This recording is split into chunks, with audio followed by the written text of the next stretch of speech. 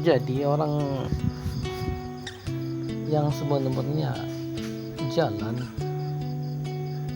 untuk menuju pada Islam, ya kan, itu nggak semudah yang kita ketahui. Kebanyakan yang kita ketahui asal udah mengucapkan dua kalimat syahadat, asyhadu alla ilaha illallah wa asyhadu anna muhammadar rasulullah, itu udah dikata Islam. Ini paham awam, paham yang umum, banyak dipakai orang atau diketahui orang. Masalah udah bersyahadat, mengucapkan syahadat, udah dianggap Islam. Secara umum, secara syariat itu betul, nggak salah. Namun apabila kita membawa ke ranah hakikat, maka belum lagi Islam. Sebab syahadat itu artinya penyaksian. Apabila yang kita katakan tadi tidak betul-betul kita saksikan, itu kebohongan namanya, dusta. Inilah sebenarnya yang bilang tadi, untuk menjadi Islam itu enggak semudah yang kita bayangkan. Ada fase-fase, ada proses-prosesnya. Ini sebenarnya urutan ataupun awal kita memiliki agama itu dengan ma'rifatullah. Itu masih awal beragama, belum lagi dikatakan Islamnya. Ma'rifatullah yang pertama, setelah ma'rifatullah. Jadi ma'rifatullah ini artinya mengenal Allah. Jadi setelah mengenal Allah, barulah bersyahadat.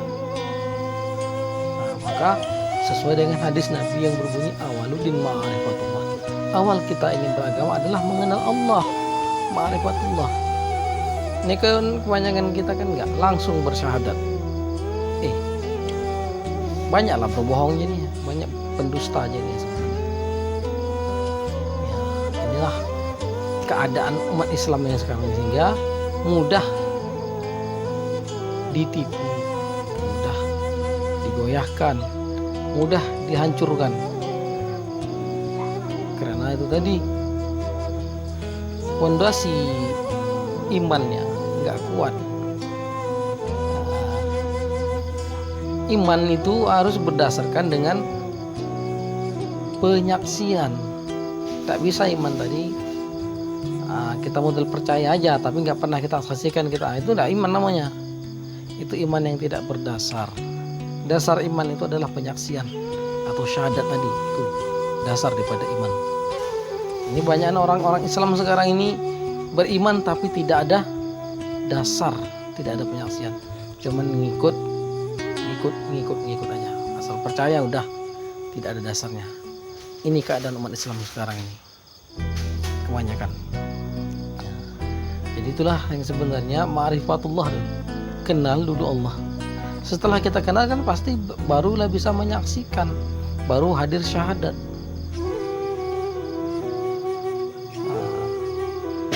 Enggak, kita setelah kita kenal baru bisa nggak kita saksikan? Enggak, janganlah ngantuk, nggak masuk nanti capek gue ngomong.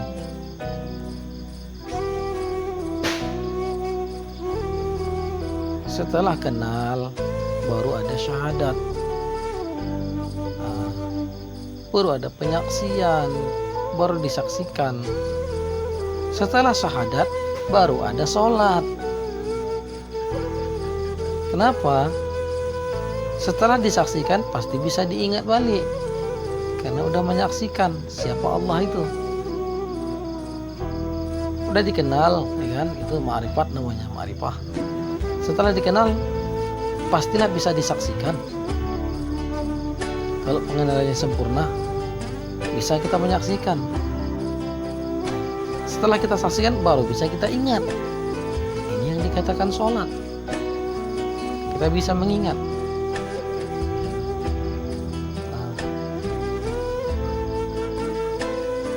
Setelah kita setelah sholat barulah ada puasa. Nggak bisa kita sebelum sholat nggak bisa kita mengerjakan puasa.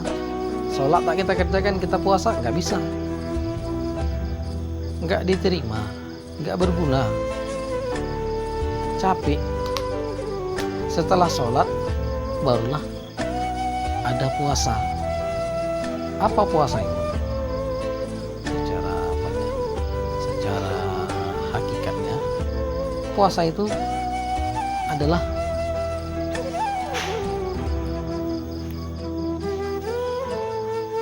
membunuh nafsu, membunuh ego, sehingga ketika nafsu yang rendah ya kan, itu sudah terbunuh, maka hadirlah nafsu yang tinggi, nafsu mutmainnah tadi, nafsu yang diridhoi Allah. Dimana pada nafsu yang diridhoi Allah ini pasti jiwanya udah jiwa yang tenang, jiwa yang gimana ya, udah nggak mana dibilangnya, udah bagus lah jiwa.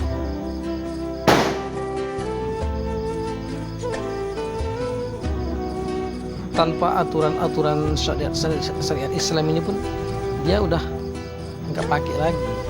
Kenapa? Aturan syariat Islam ini diadakan untuk bagi yang jiwanya masih dalam pendidikan. Tapi bila jiwanya udah bersih, itu aturan nggak dipakai lagi. Kenapa? Udah bersih, dia nggak akan lagi mau menzalimi orang. Itu jiwa orang yang baik tadi, nggak mau dia menjahati orang, merugikan orang. Sebab dia jiwanya udah soleh, udah baik, udah tenang.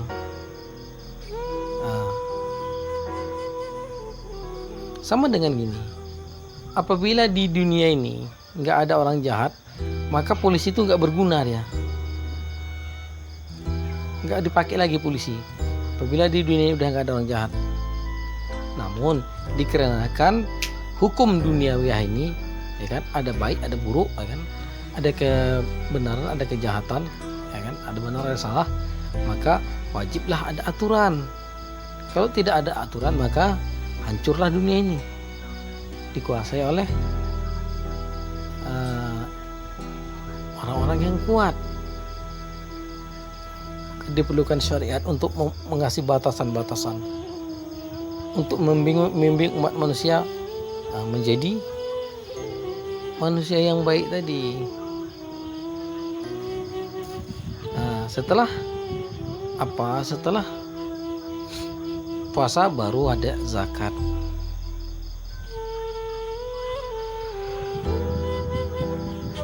Apa itu zakat? Menyerahkan di jiwa raga bulat-bulat hanya kepada diri Allah. Kenapa aku tutup? Mulut kamu ada kentut.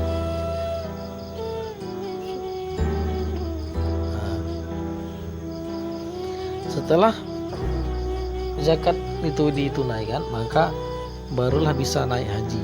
Barulah orang itu tadi dipastikan mampu menjalankan haji. Itu dia sebenarnya. Bukan asal punya uang dikatakan mampu, enggak. Yang dikatakan mampu itu adalah pada hakikatnya adalah mampu secara batiniah. Kalau zahirnya banyak yang mampu, tapi ini yang dimaksudkan adalah mampu secara batin menjalankan haji.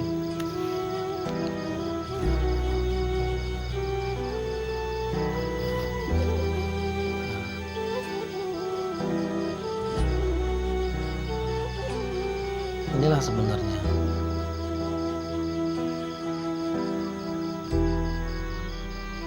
Makanya puasa tapi nggak sholat itu nggak berguna, itu nggak bermanfaat.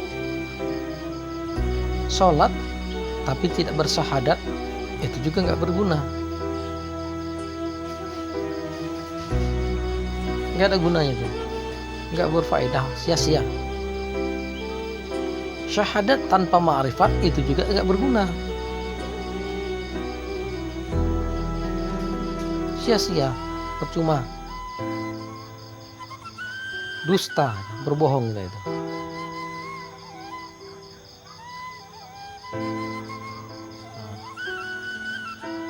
Jadi haruslah dia sejalan, ma'rifatullah dulu, barulah bisa bersyahadat. Setelah kita bersyahadat, barulah berdiri sholat. Setelah berdiri sholat, barulah mengerjakan puasa. Setelah mengerjakan puasa, tunaikan zakat. Setelah menunaikan zakat, berjalanlah haji. Maka selamat, sempurnalah Islam di situ.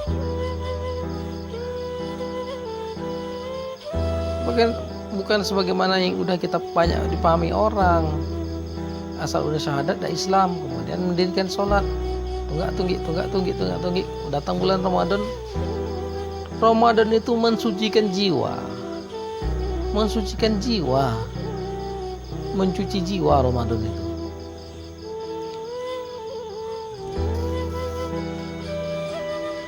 Nah, mencucikan jiwa itu ya nggak mesti bulan Ramadan ini aja. Di bulan-bulan lain bisa, di hari-hari yang lain bisa. Kalau nak menyucikan jiwa, sebenarnya perjalanan Ramadan itu ada di dalam diri kita sendiri. Kalau ini bulan Ramadan yang dikenal orang sebagai dari mana bulan Ramadan ini dikatakan orang ini bulan Ramadan, masuk bulan Ramadan, ditengoknya planet itu, cahaya bulan sabit itu. Tanya sama kau, apakah cahaya bulan sabit itu bermanfaat untuk mencucikan hati, mencucikan jiwa? Nggak bermanfaat kan? Bukan cahaya pada bulan sabit yang ada di atas langit sana yang dimaksud. Yang setelah tengok cahaya hilal anak bulan, dah masuk bulan Ramadan, dah bolehlah berpuasa. Itu perkataannya benar, cuman maknanya bukan begitu. Bukan yang dimaksud, bukan anak bulan yang di atas langit sana.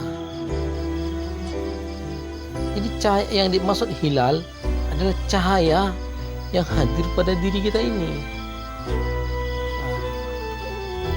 Apabila cahaya itu udah kita tengok, anak bulan Ramadan itu udah hadir pada diri kita, wajib kita berpuasa, wajib.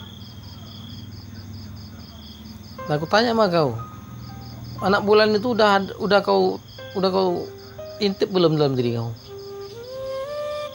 Kalau belum hadir anak bulan itu jangan berpuasa dulu. Belum bertemu kau dengan yang namanya Ramadan.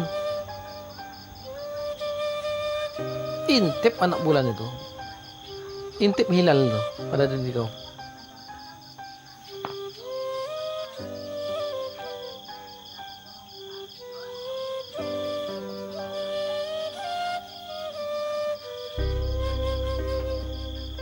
Apa itu anak bulan yang ada dalam diri kau?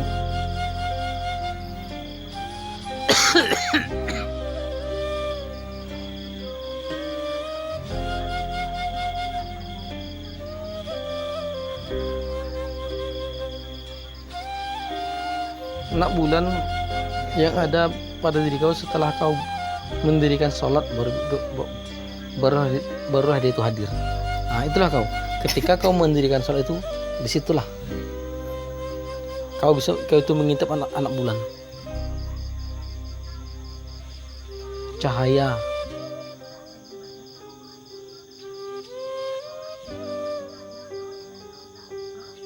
yang sangat terang. Apabila cahaya itu udah kau lihat, walaupun masih kau lihat masih sedikit aja cahaya yang kau lihat, hanya sebesar apa? Sebesar ibaratkan sebesar rambut yang kau lihat cahaya itu, maka dah wajib kau berpuasa.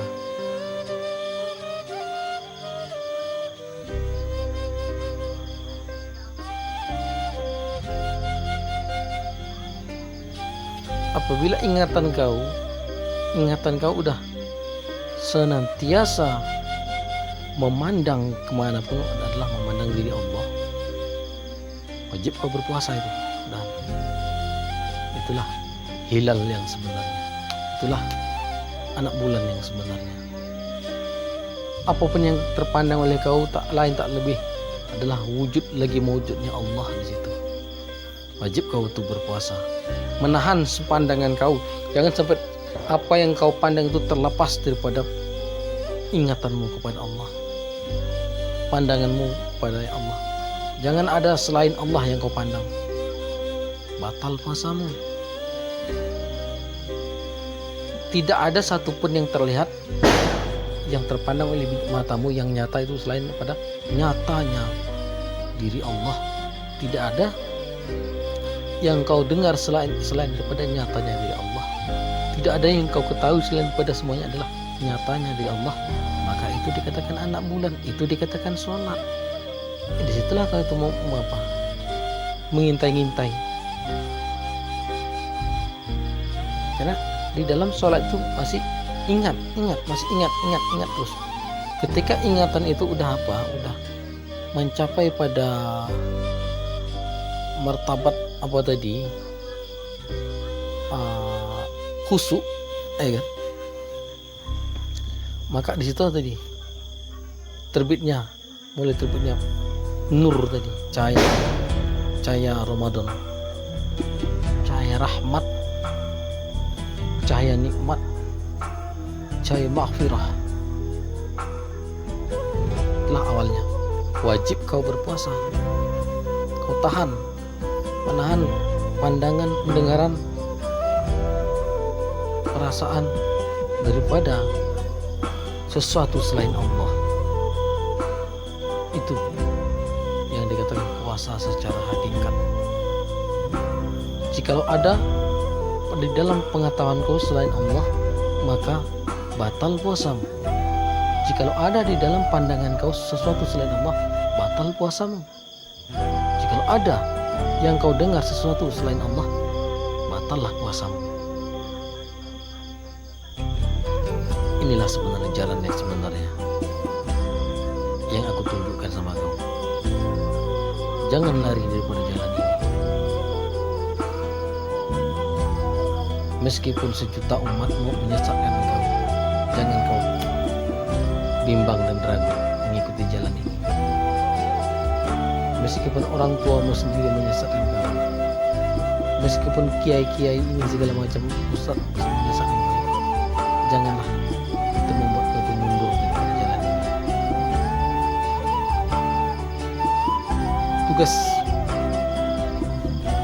Tugas kita sebagai manusia dalam surat Al-A'raf ayat ke-172, kalau nggak salah ya. Di situ sudah ada perjanjian, di situ sudah ada persumpahan kita.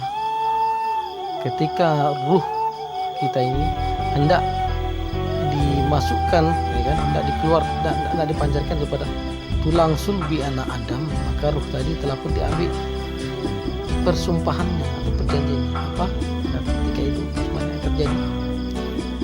Apa kata Allah? Bukankah aku ini adalah Robmu, Tuhan kamu? Kata Allah. Maka dijawab oleh Nur Muhammad selaku bapak dari segala ruh. Ya benar, engkau adalah Tuhan. Kami dan aku menjadi saksi, kata Tuhan, mewakili sekalian ruh yang mengatakan, aku menjadi saksi bahwasanya engkau adalah Tuhan sekalian alam dan aku adalah hambamu. Itu kata Nabi selagi pemimpin sekalian ruh. Nah, ketika pada martabat itu Nur Muhammad tadi hanya menyaksikan Allah semata-mata, tidak ada manusia yang lain, hanya menyaksikan Allah semata-mata. Antara ruh dengan Allah masih mesra, masih bersatu.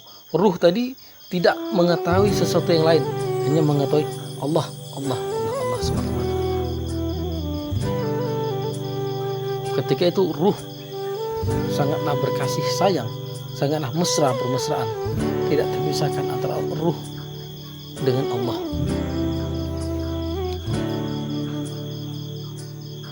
Ruh tidak mengenal yang lain selain Allah.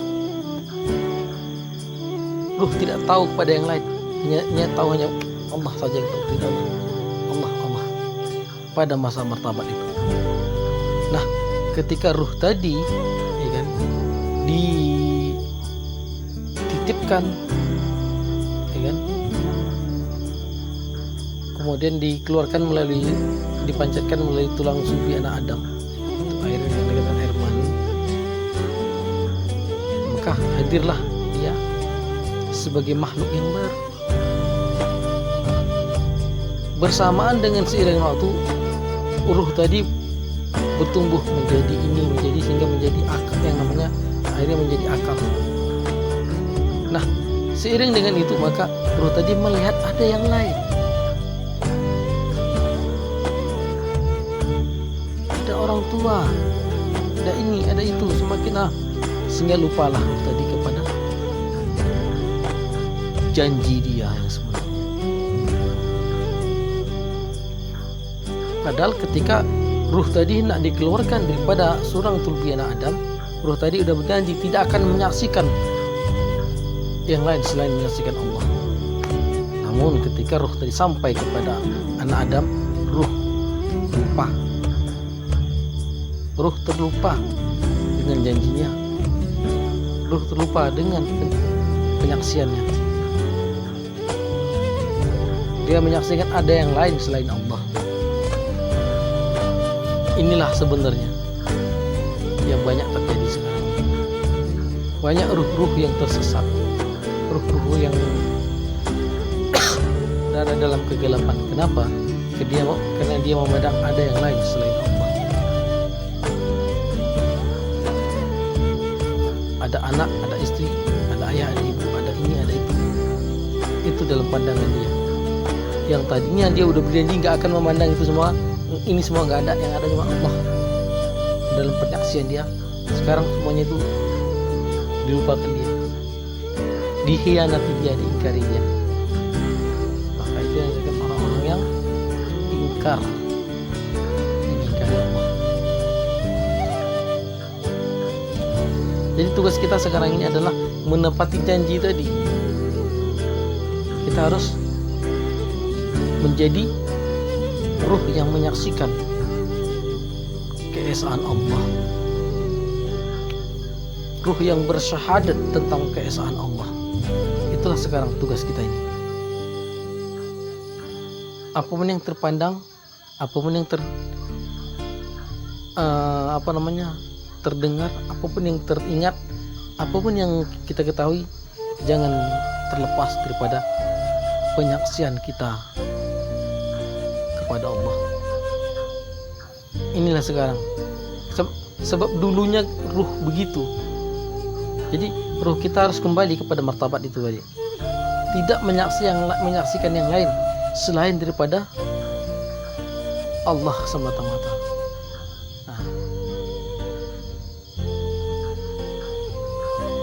Nah, ketika ruh tadi mengingat, ini yang dikatakan sholat. Ruh tadi berdiri pada martabat sholat, pada martabat ingat. Nah, ketika sudah berdiri sholat, ya kan, maka diri sholat tadi haruslah bertahan pada martabat itu. Tidak boleh lagi dia lepas, turun, keluar daripada martabat itu. Maka dia harus menahan segala pandangan yang mengajak mengingkari Allah, menahan segala pendengaran yang mengajak kepada mengingkari Allah, menahan daripada segala ingatan yang mengajak ingkar kepada Allah, menahan segala pengetahuan yang mengajak mengingkar kepada Allah. Itulah hakikat puasa yang sebenar-benarnya.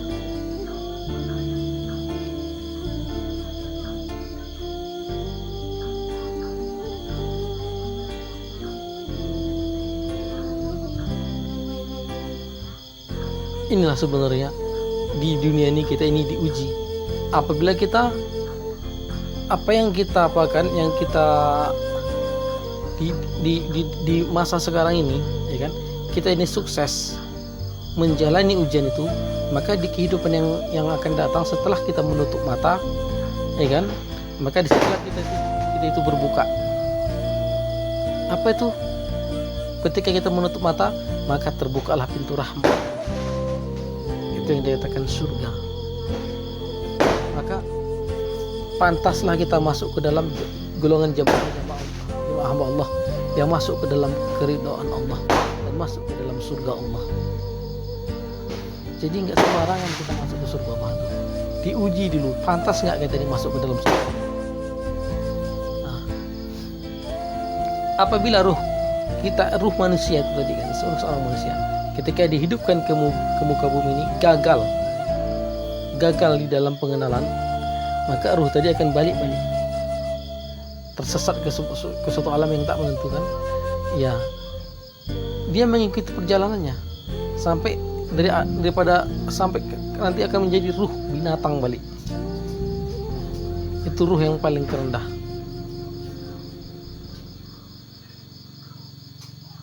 Di mana dia terjebaknya, ruh tadi.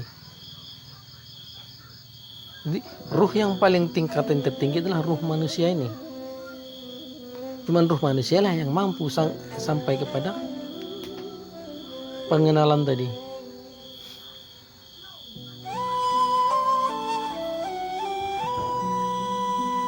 Mencapai kesempurnaan pengenalan. Nah, setelah sempurna, maka dia dipersilakan masuk ke dalam surganya Allah. Sebab jiwa, ruh ataupun jiwa orang-orang yang mutmainnah, jiwa orang yang tenang, dia tidak akan berbuat kerusakan.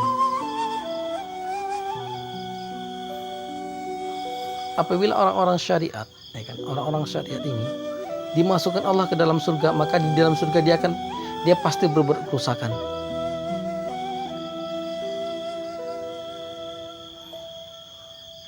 Paham?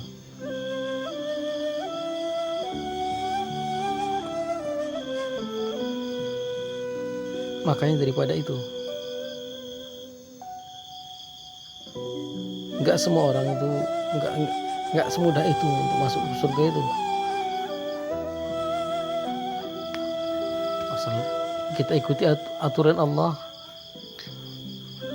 kita menghindari menghindari larangan Allah karena kita takut sama Allah, karena kita takut sama nerakanya. Jikalau kita udah masuk surga, nggak ada lagi ancaman neraka, maka kita nggak takut lagi dengan ancamannya. Kita berbuat sesuka hati, maka kita akan berbuat kerusakan. Nggak pantas lah kita masuk ke surga itu. Maka ibaratkan seleksi. Sekarang kita di muka bumi ini, kita sedang diseleksi. Siapakah yang pantas masuk ke dalam golongan jamaah hamba-hamba Allah? Yang mana golongan hamba-hamba Allah ini dipersilakan untuk masuk ke dalam surganya.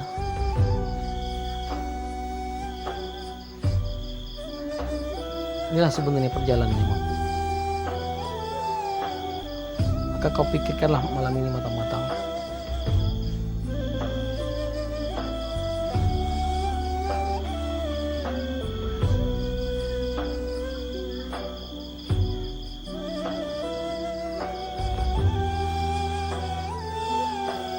Berjalanlah pada jalan yang udah aku ceritakan tadi.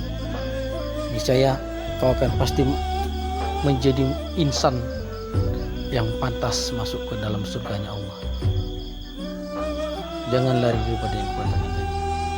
Ma'rifat, kemudian bersyahadat, kemudian dirikan salat, baru berpuasa, baru berzakat, baru berjalanlah pada haji.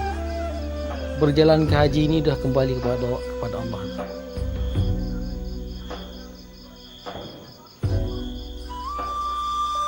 Udah ghaib jiwa kau itu udah dalam haji tadi. Tidak ada lagi jiwa manusia, tidak ada lagi jiwa manusia. Kalaupun jasad kau masih di sini, itu udah dikatakan macam bangkai, tinggal menunggu binasa, tinggal nunggu